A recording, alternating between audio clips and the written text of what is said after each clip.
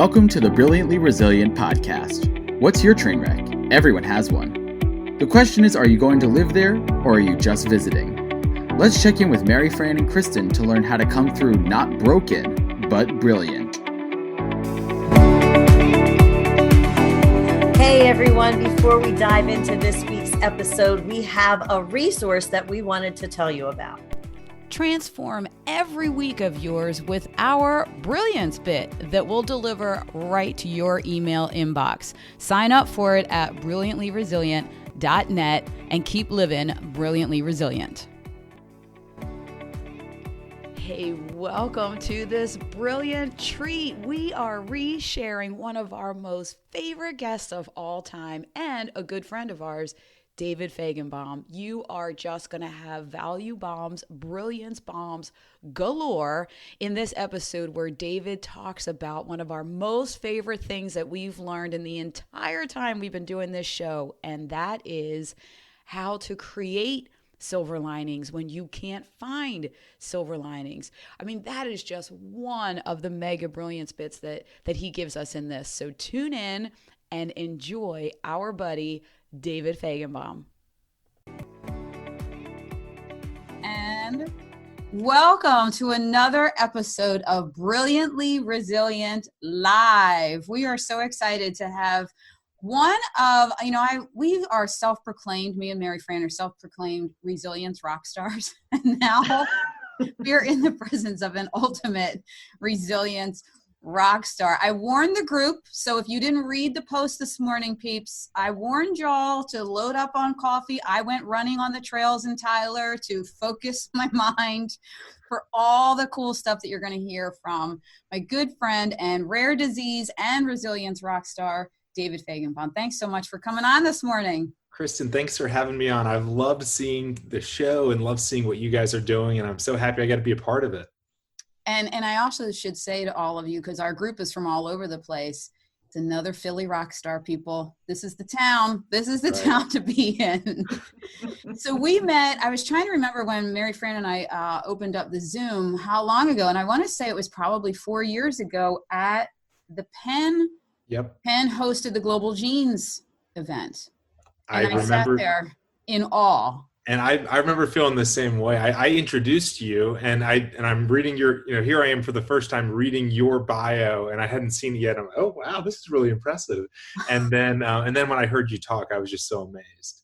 Well, it's funny because I said to Mary Fran, when I first heard you talk, it's a good thing I was 5 years in to crb1.org, my nonprofit, because I would have been like, whoa. After hearing everything you did, I would have been like, I could never do all of that. And I think I would have felt the same way if I had heard myself or you talk when I first started. I think that, as you know, these journeys are long and they take a lot of work. Yeah, and I think that's what's important as we go into your story. I think it's very important for those watching and listening to remember that you had no idea where your journey was going to go. I had no idea where mine was going to go. I mean, all of us in ours, we talk about reset, rise, and reveal your brilliance. I think it's so daunting sometimes to people that they think, I could never do that. But when we all have resilience built in, is what Mary Fran and I always talk about. It's not something you learn. It's there. You uncover it when you have to, and you really can do hard things. Yeah. Especially when motivation is there. So let's start off with a little bit of the background. I let folks know that you were it's 5 times that this rare disease almost killed you, right? That's right. Yeah, I first got sick when I was a medical student here in Philadelphia. I was a third-year med student. I was training to become an oncologist in memory of my mom, who I had lost just a few years before. And out of nowhere, I was in the ICU just down the road with multi-organ failure. My liver, my kidneys, my bone marrow, my heart, and my lungs were all shutting down. And we had no idea what was causing it. And I spent the next 11 weeks hospitalized in critical condition. And I was so sick during this time that I actually had a priest come in and administer my last rites to me. And I've really considered that moment to kind of be the start of my overtime, time that I didn't think that I would have, but of course, time that I'm trying to make the most of. And I finally got diagnosed 11 weeks in, thankfully, because with the diagnosis came chemotherapy that saved my life. I was diagnosed with a disease called idiopathic multicentric Castleman disease. And got a diagnosis, got treatment, and unfortunately, I would go on to have many, many more relapses. That's unbelievable. David, I was thinking about that whole idea of overtime, and I think, regardless of the details of people's challenges, when you're at the beginning and you get hit with that, you think, this is it. This is the end. I am never going to be able to get out of this, whatever it is. And that idea that you had that, that when you finally thought, okay, I made this part, I got through this is the beginning of my overtime. And if we can look at it that way, there's always that opportunity to just take that one step that maybe moves you a little closer. And it's a journey. It doesn't happen all at once, as you certainly found.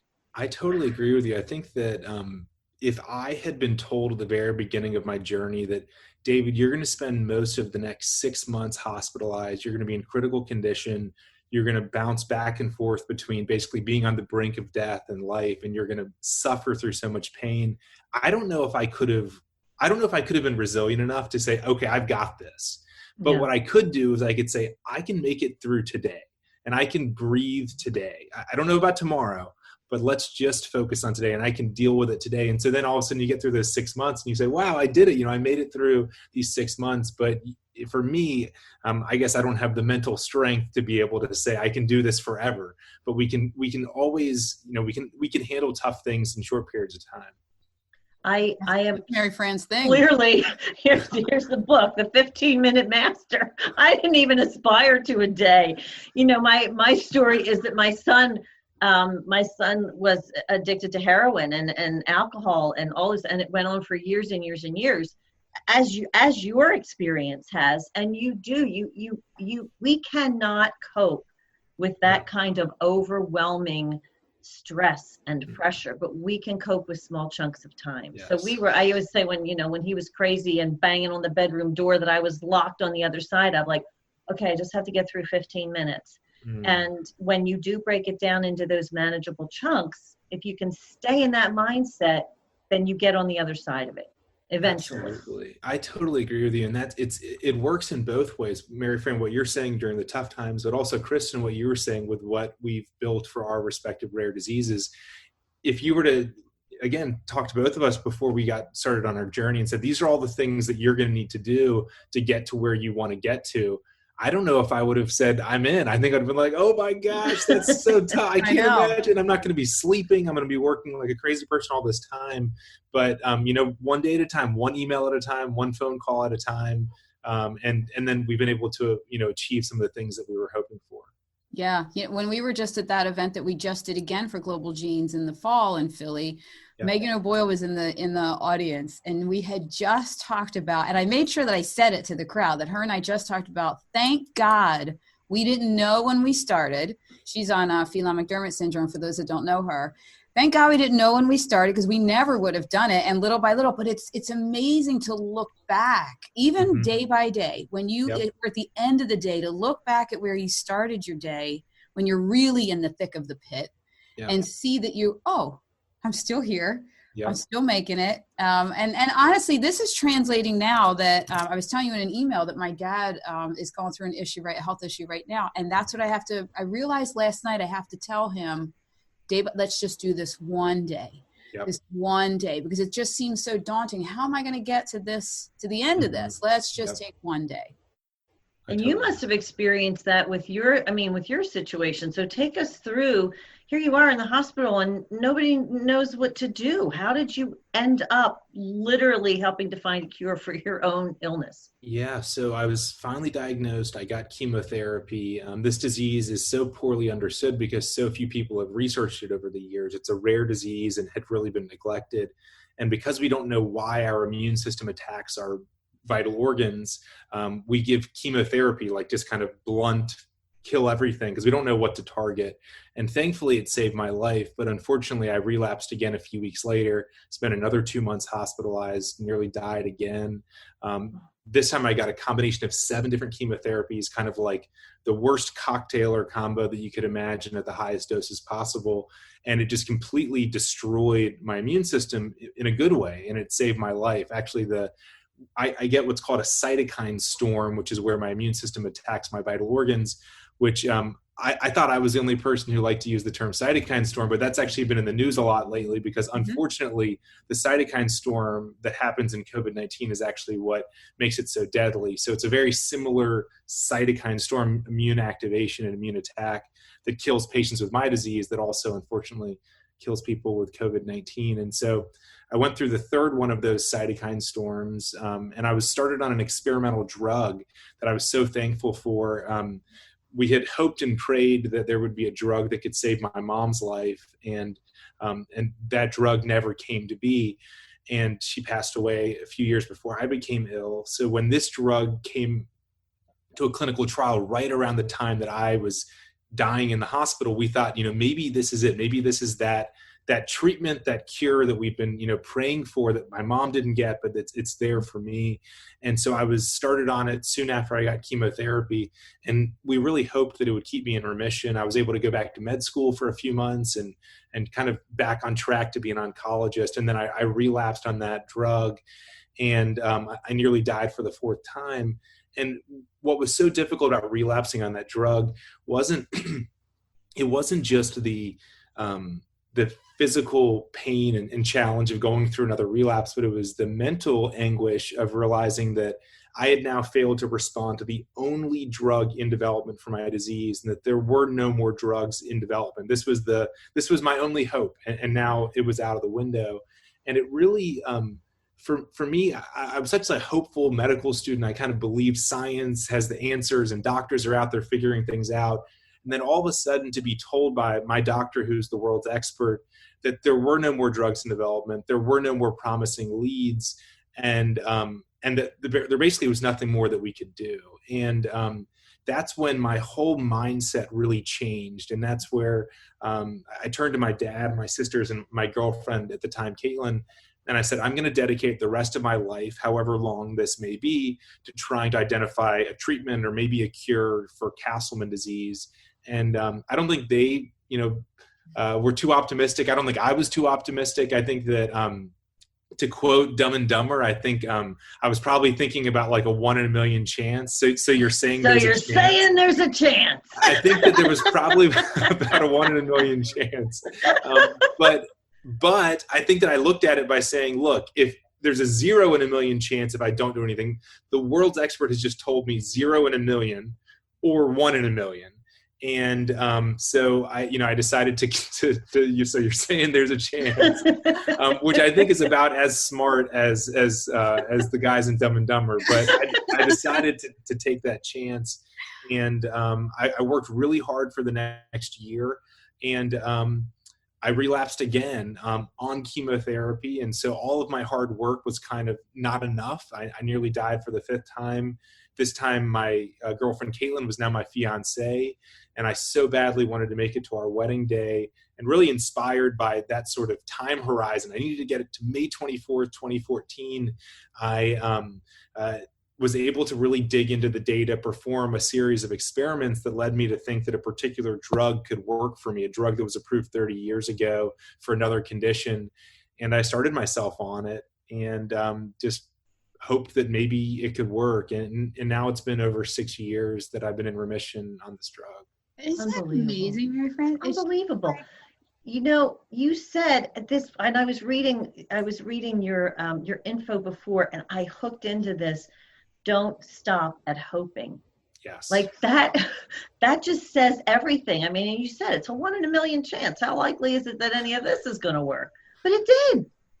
We have to try. We have to try. And that's the message behind all of this. Hope has to inspire action. I think that for so long I was hopeful, and almost in our society and in life, sometimes we think about it as kind of binary. You either hope and pray, or you act and move. And I think that what I really think we should all work towards is a way to bring the two together, where it's we hope and we pray, and then we say, well, what am I hoping for? Okay, well, whatever I'm hoping for should also drive my action. So I should do the things that I can to help get us closer to what I'm hoping for. It's actually the subtitle of my book, A Doctor's Race to Turn Hope into Action, to get from just hoping to taking action. Yeah, and I think that that's the message that people miss. I know I grew up in a very faith-based house, and I which was wonderful, thank God, because I had a foundation to go back to, even though I kicked and screamed away from it for a while. But I think that I missed that message of, if you hope and pray, if you hope and pray and you hope and pray. And then it's like, well, wait a minute, there's that joke that the guy's on the top of the roof and the flood's coming and he's praying for God, and they come with a boat. He's like, God's coming. All right. And then he dies, and God's like, I sent you the boat. I sent you the, the helicopter. Yeah. I sent you all this stuff. Yeah. You got to do everything you can while you're hoping and praying. And a flip, I guess I hadn't heard that joke before, but the other side of it would be to say, I gave you the legs, I gave you the hands to do, I gave you the brain to build. And it's, and that's kind of the situation I think that we're in, where, I think that we have to, take our hopes and our prayers and use it to inspire action, even if we think it's unlikely that the thing that we're hoping for is necessarily going to happen. I think that we can feel confident, unfortunately, that it will not happen unless someone takes action. And that someone in the rare disease space oftentimes has to be us. I mean, I wish that some other researcher somewhere was doing the work and I could, just follow along my path and been great. That would have been awesome. But I knew that if I didn't do it, that no one would. I think that's how those things usually happen. If not for you, then who? Exactly. Like if not for the person who has the need, then who's going to take it up? I mean, at some point, we spoke to a woman yesterday, Lachelle Atkins, and one of the things that she said was she used fear as fuel to move forward. And I certainly imagine you were in that situation. I mean, you had almost died 5 times. And we're being told there's nothing. So what other options do you have? And, I go back to my childhood where I always heard, because my father was like, well, you got to, work. We had the work ethic. And it was the whole, God helps those who help themselves things. So if not for us, who? Exactly. And I heard a talk from Nick Saban recently. Nick Saban, the famous head coach at Alabama. And in his talk, football coach at Alabama, he was saying that too often people pray for blessings as opposed to pray to be a blessing.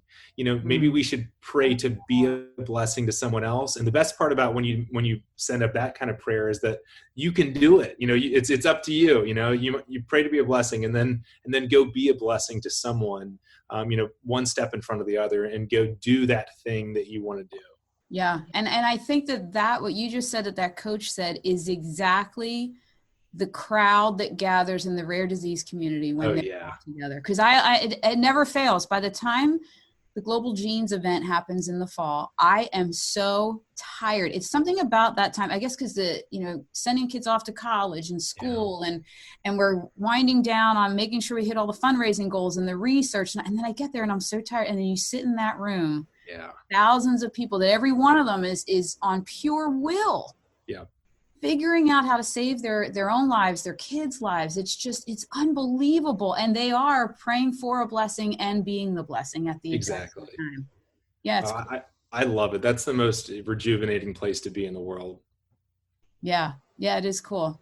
So, one thing I'd mention too, just thinking about Global Genes, and I think you would totally agree with us, is you would think that in a crowd like that, where all of us are either battling a disease or have a loved one with a disease, that the last thing that we would all be doing is like smiling and having fun and laughing.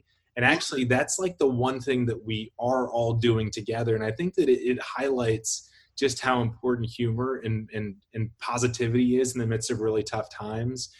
There were times in my case when I was in the ICU, and I certainly wasn't feeling great, and I didn't have too much energy to laugh, but when there were things to laugh about and to smile about with my family, that really connected us. And I think that you guys are great examples. You're talking about really heavy stuff on the show, but there are things to smile about. There are things to laugh about it. And sometimes that can be really powerful during tough times. Yeah, and that's totally how we came together, because people would constantly say to us in another project we were working on, and as people were seeing us together with people, they're like, the two of you have been through such crap. Yeah. You're laughing all the time, and it's like, well, that's kind of how. It's this close to hysterical laughter, but it's laughter. Plus, We'll we take also whatever we can get. know that we are the funniest people ever. Like, we do get a kick. We are our own best audience, the two of us. So now we're just inviting everyone else in. You're just bringing in someone to laugh at your jokes. Yeah. That's right. That's exactly right. But I love that you brought that up, because that's one of the 5 things that is in if we switch gears here for a second to specifically outline the stuff that you talk about and what you've learned in this whole journey of yours and how we can get through. So we say about getting through this current, I call it a sucker punch, the current crisis what the whole world is in, the COVID crisis. Any crisis, we say, how can we help you get through and be brilliant, not broken? Yeah. Your 5 items. When I said it to Mary Fran, because Mary Fran always like goes berserk when people are on the same wavelength as us. Because Yeah. I mean, Did we're you read this? We're all saying the same stuff. It's great. we really are onto something. That's what we're always like. Wow, we really do have something here. Because all we've done is map out how we survived, thrived, and aren't broken. But it really is universal.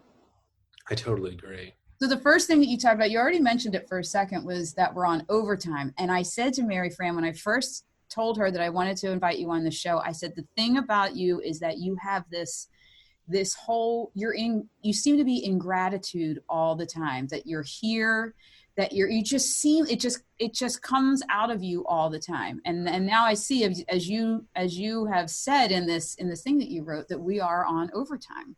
Yeah, exactly. And so when I think about overtime, I think about time you didn't think that you'd have in a game. It's extra time. You didn't necessarily play your best game to get there. You didn't win it outright. You're maybe you're limping into overtime. But in overtime, there's so much focus because the clock is ticking down. There's really no time for distractions, and every decision has to be really well thought out, because if you make the wrong move, the game's over. And I think it's a really good analogy for how I feel. I didn't think I would have this time. I nearly died 5 times. And each of those 5 times, I didn't think, well, maybe I'm going to make it through. It was, well, the doctors are telling me this is it. And so it does make me so grateful to be here. I get to talk to you guys today, and I never thought I would ever be able to be here. And so I'm very grateful, but it also gives me a sense of clarity that I didn't have before I entered overtime. And that's about what's most important in life. If you think about it in a sporting event, the first quarter of the game, you can drop a pass, you can have a bad play, you might get distracted, and you can make up for it. But when you're in overtime, there's no time for that. And I think that that's how I feel today and every day, is that I have to stay focused on the things that are most important, because I don't know how much time I have left. And so as I write in my book, and as I mentioned in that post, I think a big realization for me in light of COVID-19 is that I think that COVID-19 has, I think, made all of us feel a bit like we're in overtime in a kind of an uncomfortable way. Yeah. I don't think any of us want to recognize kind of how fragile life is and how out of nowhere it can be taken from us. I think COVID-19 has kind of introduced that in some sense, that like out of nowhere, you don't see the virus and then all of a sudden you're in the ICU and it could hit anyone or loved ones. And this is, I think, a sense that many of us in the rare disease community, certainly people with Castleman disease, I know that I could relapse at any moment. It's been over 6 years, but as you know, Kristen, I never say almost 6.5 because I don't round up. I know I can't round up. I always say over some number. It's never almost, because I don't know what tomorrow is going to bring. But I think this sense of overtime is something that can be really scary, but it can also, I think, be really clarifying and give people clarity around what's most important during really, really tough times. Of course, I love all your sports references because that's my thing. But I have I'll do a very quick story for you on the overtime thing, where just a different take on it. When you say about it doesn't matter how you got there to overtime, and it could be a total mess. Yep. My oldest son, Michael, who played, he decided he wanted, as the blind kid, wanted to play on regular little league teams, right? Nice. So his one team, they ended up, it was by pure rules of Little League that every team got to do a play-in to the playoffs. So his team lost every game. They were the Bad News Bears. They were so bad that I thought we were going to medicate the coaches. Nobody would coach them. We had to get cops in our town, young cops, to coach them. So anyway, they were horrible. They got to play in to the play. They won the first playoff game, and people were like, what? Then they win the second one. And it literally was like people were leaving fields to come over and see this team play. And we went completely nuts berserk. We had signs, we had pom-poms, whatever. They made it all the way to the championship and had 3 overtime extra innings. But it was in those extra innings that our team really fine-tuned and came together, because they had a blind kid on the team and he had to play, and they really got to be a team throughout that whole season, and then won the game. Wow. But Yeah, it's goosebumps. such a testament to what you're saying of it could be a disaster getting there. Yep. But you're in it, and then what are you going to do with it? Exactly. And that's how, I think that's how all of us are right now. Yeah, and I think people look at it that way, it takes away all of the frustration, the sadness, the fear, look, you're in overtime. Yep. What are you going to do with it? Exactly. There's no time to kind of feel sorry for yourself. There's no time to be upset about the current situation. Yeah. So Take turn that on action the cameras step. and do a live show every day. That's what we decided to do. So one of your other things was humor, but tell me about some of your other steps because they were all so relevant to what's going on right now, in addition to your own experience. So I picked out a handful of them. First I should say that I wrote the book Chasing My Cure because I feel like I've been let in onto some life secrets that I didn't know before I almost died 5 times. And I feel like these life secrets I needed to share with the world. And so as I was thinking about what are some of the main lessons I learned from my experience and also chasing a cure, which I think is unfortunately what all of us scientists are trying to do right now against COVID-19. And I boiled it down to 5 of the kind of the biggest lessons. And of course, there were others that could have fit because this time is really quite unusual. But so for the first one, overtime. The second is this concept of think it, do it, and that is based on the fact that during each of my times that I was on my deathbed, and it felt funny writing that during all 5 times I was on, and I was like, is it deathbeds or deathbed? And I guess that's kind of like a strange thing to have to figure out. But I guess I'm not sure what the right grammatical way to describe that is. But all 5 times of that. The thing that I regretted the most was not anything that I had done. The things that I regretted were things that I had not done or had not said. And that was really eye-opening for me. I think I always would have thought that maybe I would have regretted actions I took, but it actually was the lack of things that I thought about doing and didn't do, and the realization that I would not be able to do them. So I came up with this motto in my head as I started to improve, and that was think it, do it. If I think about doing something, and it's not a bad idea. I mean, sometimes you think about doing something and you're like, I shouldn't do that. Yeah. If it's a good thing to do and it's going to help someone or help you, do it. Don't kind of talk yourself out of it, because those are the things that you regret. And for me, one of those things was related to my girlfriend at the time. We had actually broken up just before I got sick, and I really regretted that I hadn't fought for our relationship. But I had said to myself, well, we're 25 years old. We've got all the time in the world. And then all of a sudden I was like, well, no, we don't have all the time in the world. And so think it, do it. The third one's humor and the importance of humor during really tough times. Fortunately, the internet has been supplying us with lots of memes lately, which I think has been really helpful for all of our mental health. Fourth one is a concept we talked about briefly, and that is about this idea of turning hope into action. So if we're hoping for things, if we're praying for things, we need to say, well, what can I do today? And again, it's not like Kristen and I overwhelming ourselves saying, well, we're going to build this giant organization and we're going to develop gene therapies and treatments. And no, it's, I'm going to start fighting this disease and I'm going to take it 15 minutes at a time or one day at a time, but let's start turning our hope into action, one day at a time. Another is how the book is titled Chasing My Cure, but I keep feeling like I should have named it Chasing Our Cures, because it really has been a team effort.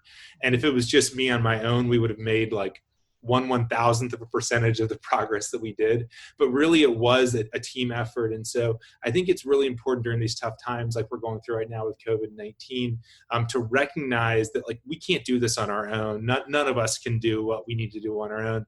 We really need to lean on those around us, whether it's virtually. I feel like we're leaning on one another virtually right now, or certainly in person. And then a sixth one, which I couldn't fit into my 5, but I'll give it another one. The last one is around creating silver linings. And that is the idea that we're often encouraged to find a silver lining during a tough time. We'll say, oh, well, because of COVID-19, I got to spend more time with my daughter. I have a 2-year-old who I do got to spend more time with, which is awesome. That's finding a silver lining. Creating a silver lining is saying, while I'm home, why don't I do something, build something, create something because I'm home that will be a silver lining in the midst of this time. So don't just kind of passively find the silver lining, but actually create the silver lining. And for me, I've tried to do that with Castleman disease in creating a network. This is I don't know how well you can see, this is a Castleman pin. I run a foundation called the Castleman Disease Collaborative Network, and we've created a Castleman. And, building that network has been my attempt to create a silver lining out of what's been a really tough time. Yeah. Well, I got to tell you, I mean, the things that I hooked into, and I said this to Kristen earlier when we were talking about interviewing you, one of the things that we're really passionate about is not just telling people about uncovering their resilience and, their skills and all that, but then taking your brilliance and revealing it to the world. And that all requires that action step. It requires you to do something. It requires you to think out of the box. And that idea of creating, I mean, Kristen and I think half the reason we laugh too is because both of us are like, we walk around half the time going, what's happening? What are we doing? What's going on? Because we don't know. We just go, hey, let's put on a show, and we do it because it doesn't matter if it's right. It doesn't matter if it's perfect. It matters that it's started. Yeah. And then you see because everything that you have tried, I'm sure, was part of an evolution. We don't do it and end it in the same step. And there are a lot of missteps, and missteps teach you a lot. I get a lot of medical students and undergrads will come to me with advice about medicine. What project should I get involved in? What research should I do? And my advice is often, so one, follow your passion, go after things that make you passionate. But the other is that sometimes you can be wrong, and that's okay. If you learn how to run after a problem and you don't solve it or it's not the right problem, that's okay. You just learned how to run. So then when you find the thing that, is for you, the disease that you want to try to cure or whatever your problem is you're trying to solve, you're a faster runner when you finally get to it. Yeah. I know. Well, and that's hard. See, scientists are used to things, fall apart and fail. When I first got into this, I'm like, oh, we're making progress in the Netherlands. We're going to have our gene therapy in like 3 years. And then it kept failing. And I'm like, son of a gun. It drove me nuts. It drove me nuts. I will say, I don't know if you saw our announcement, but our clinical trial is ready. Amazing. Yeah, in the midst of everyone at the lowest time in all of our lives, I get the email that I waited for 9 years for. Amazing. And it's ready to roll. Yeah. Oh my gosh. Yeah, I'm so happy to hear that. Keep going is the message there, right? Yeah. That's right. And I have to say, the fact that you were patient enough to think that 3 years would be fast enough. I have to admit, when I started this thing, I was like, all right, 3 weeks, 3 months, those were the kinds of numbers that I was looking at. Yeah, you didn't have 3 years. The other thing that you talked about that we talk about all the time is about the whole idea of building a tribe and going out and doing a village. You said it takes an army to do all these things. But what I think we need, one of the things that your story really brings home to me is it's not always the experts who have the answers. Yep. Sometimes it's those people who are in the thick of something, who are dealing with it, who are really looking at it in a slightly different way because they have to. And that's what you did. I totally agree. I think that it's not an either or, it's an and situation where, it's not that the doctors don't or the patients don't, which unfortunately, if you're a doctor, you think the patients don't. And if you're a patient, you think the doctors don't know. But really, it's an and problem where we need to get these people together.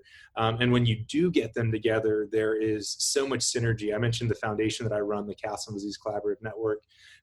bringing together patients, physicians, researchers, advocates all together, we've been able to make so much more progress than any of us could have on our own. And actually, I should also share that the CDCN has recently gotten involved in the COVID-19 fight. So we put together a team of 31 volunteers who went through 2,700 papers in a 12-day period, spent about 500 hours between this 30-member team reviewing through every paper that's ever been written about COVID up until March 27th, pulling out every drug that's ever been tried against COVID-19 patients, and identified 115 different drugs that have already been tried. And this is this concept of drug repurposing, which is something that I'm a huge proponent of. So I'm on a drug that was developed 30 years ago for another condition, and no one ever thought that it could work for Castleman disease. But my lab work suggested to me that I thought that it could work, and I'm kind of living proof. And so it's made me think a lot about how many other drugs are there out there that are just sitting at my neighborhood CVS that could be a treatment for me or for someone else, and we don't even know about it. And so thankfully with COVID-19, many people have been reaching for these sort of existing drugs to repurpose, because unfortunately there was nothing in development because this virus didn't exist more than 4 months ago. And so there is a good attempt to repurpose, but I'm a huge proponent. When you do repurpose, you have to track what's being given, what's not being given, what's working, what's not working. And so that's kind of our attempt to throw our hat in the ring. So our foundation and my lab basically redeployed our team for about a month, and we're going to continue to push forward this project. We titled it Corona, which is COVID registry of off-label. I'll have to give you the rest of the acronym. I can't even remember. I just came up with it. I love acronyms. Oh, off-label and new agents. So it's a registry of all the treatments that have been used against COVID-19. I love that. And we That's talk cool. about a skill being a skill being a skill, and it's all this stuff where you transfer things from one place to another for a different purpose and a win somewhere else, maybe. So that's another word we can use in that transferring skills, is that you are repurposing something you had to use somewhere else. And of course, I did a lot of repurposing other people's work and talents and just put them on my journey and said, oh, do that for me now. Yes. I think repurpose is such a cool word, because there's multiple meanings too. Also, it's like you got purpose in it too, where it's like, I think we've kind of all repurposed, our life purpose has moved from one thing to another, and that we're willing to move it based on what really drives us. And then, we're willing to repurpose those skills in different ways. Yeah, that's amazing. So tell us about your book, because I want everybody to know where they can find that and where they can, reach out to you, because I just have to tell you, this has to be one of my favorite episodes, because your story is so touching, and you're like this really smart guy who's just a really great guy to talk to. I know. I said, you're not going to believe it. You're going to think he's the smart doctor coming on, and he's just cool. See, you got me blushing now. So I'm upset that we're on video. But thank you. No, it's been so fun to connect with you guys, and I've always been a huge Kristen fan. So now I'm your number one fan too, Mary Fran. Oh, thank you. We're all huge Kristen fans. I have to tell her that multiple times a day just to get her to be able to get through and then sleep at night. Just not at 5 o'clock in the morning. She doesn't let me text her until like 8, because I'm up at like 5 with ideas. That sounds so unreasonable. I mean, really. I think it sounds okay. Thank you. It's just go crazy. So all right, where can we find you, David? Where can we find the book? Tell us about that. Sure. So Chasing My Cure is available everywhere books are sold. So your favorite local library, Amazon, of course, your favorite local bookstore. A lot of places are closed these days, so Amazon's probably your best bet. You can also go to chasingmycure.com to get kind of all the different places you can get the book, and also to see some pictures from my journey. I think that sometimes when people see me looking healthy like I do now, it's like, did you really get that sick? And I think the pictures are actually really, really important. That's a good idea. Everyone should go to your website and see that, because you won't believe what David looked like when he was in the thick of all of that with the no hair. Oh, you have it? In the book, so there's an insert. Right so I don't know, maybe the insert would be good to show. So this is probably the picture you were thinking about. Yes. Oh, when I got out of the hospital. Look at that. Oh Yeah, my and this goodness. is another one of me when I was, after chemotherapy. We talked about all the chemotherapy drugs that I got that have saved my life, thankfully. And here's another one from when I was in the ICU. Isn't that wild? Gosh, I know that's that's when I saw your unbelievable. presentation the first time, and to have those visuals, it's like, oh my goodness. So okay, so that's where that's also where you have the information we talked about today with that article that you did and all. So we've talked about surviving this 5 times, and now transferring, repurposing to COVID, and running this global network, and then having this best-selling book. But I have one burning question, and I'm dying to know, what was it like to be on Good Morning America? I haven't talked to you about that yet. It was awesome. It was amazing, and probably the coolest part of all was that Will Reeve was the reporter who came down to Philadelphia. And you guys may not know Will Reeve yet, but you will. This is Christopher Reeve's son. Of course, Christopher Reeve's Superman.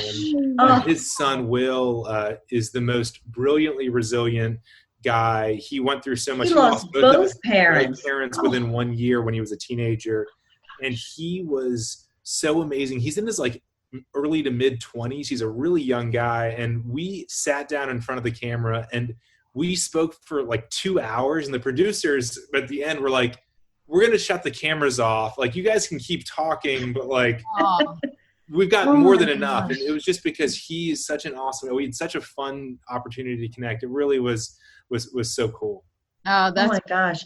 I bet we can probably see that segment somewhere on Good Morning America's website too, right? Absolutely. Yes. Okay. So you can find it on the GMA website. You can also find it on the Chasing My Cure chasemycure.com website as well. I think it's actually the homepage. If you go on the homepage and scroll down a little bit, you'll see the interview. Definitely want to see that. David, thank you so much for joining us. Oh, it was so fun to join you guys. Thanks so much for having me and helping to spread the word. Oh, hey, thanks for being here. Thanks for all the great work. And thank you, everybody, for tuning in. I told you you're going to love them. Oh, my gosh. And we got some of our rare disease friends have tuned in. So I'm so excited that all of the worlds have collided. And I was not shocked at all that now you're repurposing and working on COVID. So I'm so proud that you're a friend of mine and the work that you do. So thanks so much. And to everybody else out there, we will see you on the next episode of Brilliantly Resilient Live.